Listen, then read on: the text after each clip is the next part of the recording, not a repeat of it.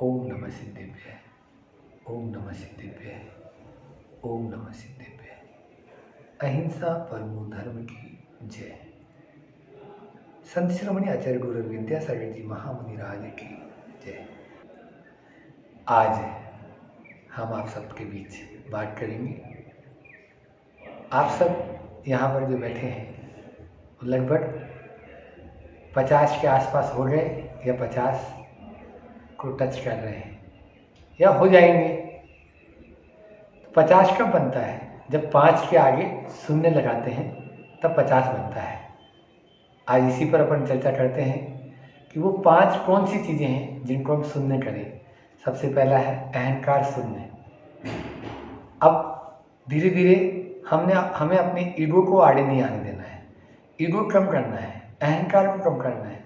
जो बार बार जो ego test करता है वो इस 50 की अवस्था में आने तक अपन को अहंकार शून्य होना चाहिए। उसके बाद में दूसरा है अलंकार शून्य। अभी तक बहुत टिप टॉप कर लिया, अब ज़्यादा सजना धजना नहीं है, ये अलंकार शून्य हो गया। तीसरा है अधिकार शून्य। अपने अधिकार में अभी तक अपन ने बहुत कुछ रखा, लेकिन अब है जितना उसमें ही अपन को सब्र करके अब नया कुछ अपने अधिकार में नहीं देना है। चौथा है अंधकार शून्य। मोह रूपी अंधकार अभी तक हम पर हावी होता रहा, लेकिन अब इस मोह रूपी अंधकार को हमें दूर करना है, उसको भी शून्य करना है। और पांचवा और अंतिम है अंगीकार शून्य। अब हमें नया कुछ भी अंगीकार नहीं करना है। अभी तक हमने बहुत कुछ अंगीकार किया, क्यों? क्योंकि हमें ज़रूरत थी। उस समय हम गृहस्थ अवस्था में जब प्रवेश करते हैं तो सही कहा है किसी ने कि अगर गृहस्थ के पास में 2 कौड़ी नहीं है तो वो कौड़ी का नहीं है, और साधु के पास में यदि 2 कौड़ी भी है तो वो भी 2 कौड़ी का नहीं है। इसलिए साधु के पास में कौड़ी भी नहीं हो और गृहस्थ के पास में कौड़ी हो, क्योंकि वो उसी से अपना संसार चलाता है, इसलिए आपने अंगीकार किया था। लेकिन अब धीरे धीरे उसको कम करते जाना है। तो वापस से अपन रिपीट करते हैं जिससे आपको याद हो जाएगा।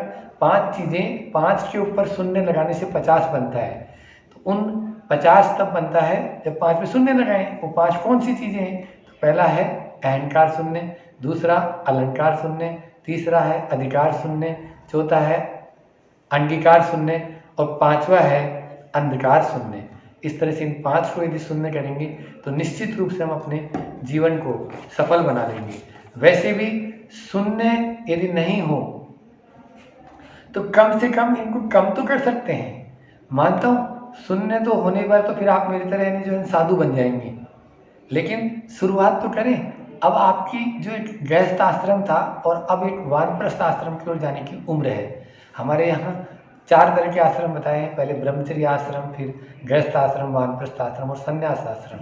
मान लीजिए 50 तक की उम्र में आते आते आपने गृहस्थ आश्रम, पहली पारी आपने अच्छे से खेल ली, ऐसा स्कोर खड़ा कर लो कि दूसरी पारी खेलने की जरूरत ही नहीं पड़े। लोग दूसरी पारी तब खेलते हैं जब पहली पारी में जब आपका इतना स्कोर खड़ा नहीं हुए। आपने अब अच्छे से पहली पारी खेल ली, अब दूसरी पारी की आवश्यकता नहीं है, इसलिए इन 5 को शून्य करें। और वैसे भी जब शून्य का मतलब होता है आकाश।